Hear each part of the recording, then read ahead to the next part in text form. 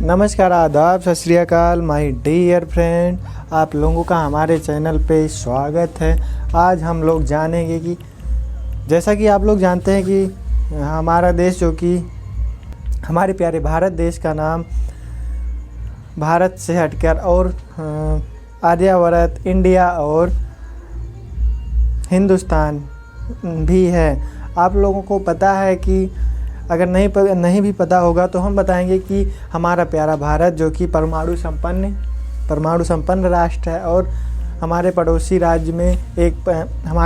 राज्य एक पाकिस्तान, जो कि 1947 में भारत से विभाजित होकर अलग हो गया था, वो भी परमाणु संपन्न हो गया था। भारत और पाकिस्तान दोनों के पास परमाणु हथियार हैं। परमाणु हथियार बहुत ही खतरनाक हथियार होते हैं। दुनिया में परमाणु हथियार रखने वाले देश कुल 9 हैं,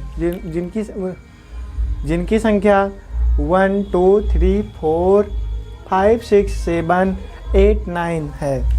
नंबर 1 पर है रूस सबसे ज़्यादा परमाणु हथियार रखने वाला देश है दुनिया में। और दूसरे नंबर पर है यूएस का मतलब अमेरिका दूसरे नंबर पर है परमाणु हथियार रखने की संख्या में।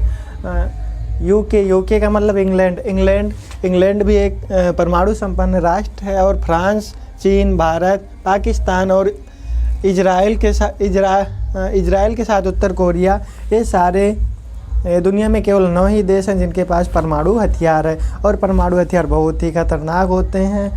इनसे जो रेडिएशन निकलती हैं वो बहुत ही खतरनाक होती हैं। हमारे भारत के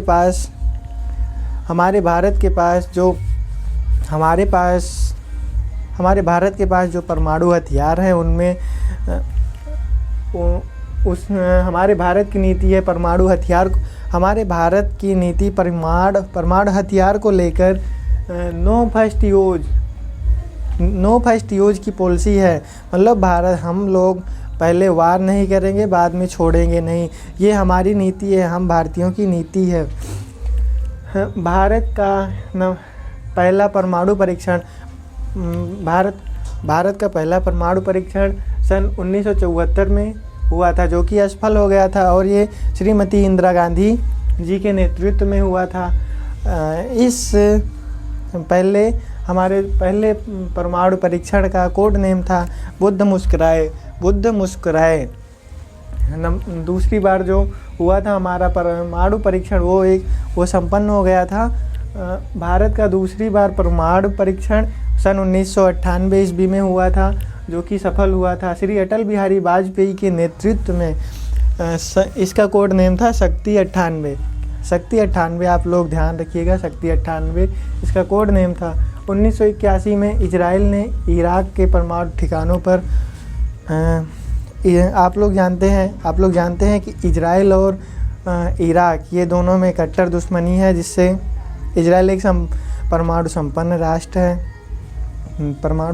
राष्ट्र है।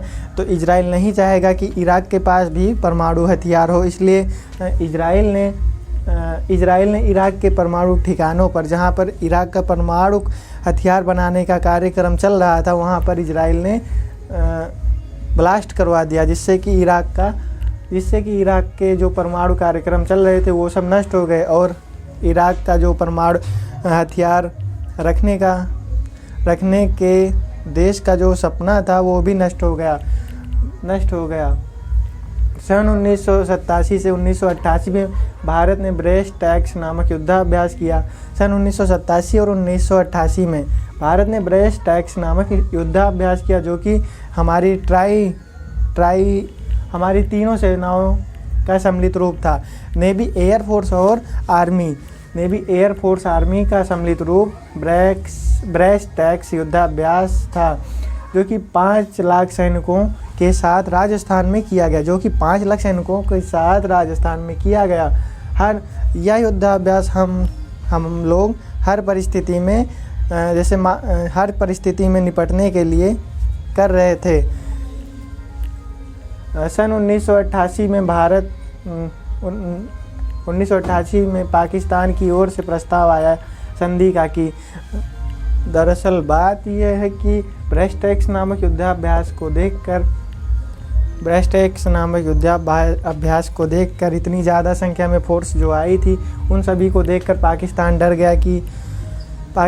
गया उसने भारत की ओर आकर कहा कि आप इतना ज़्यादा युद्धाभ्यास काहे कर रहे हैं सैनिकों को लेकर। तो पाकिस्तान ने कहा कि ऐसा मत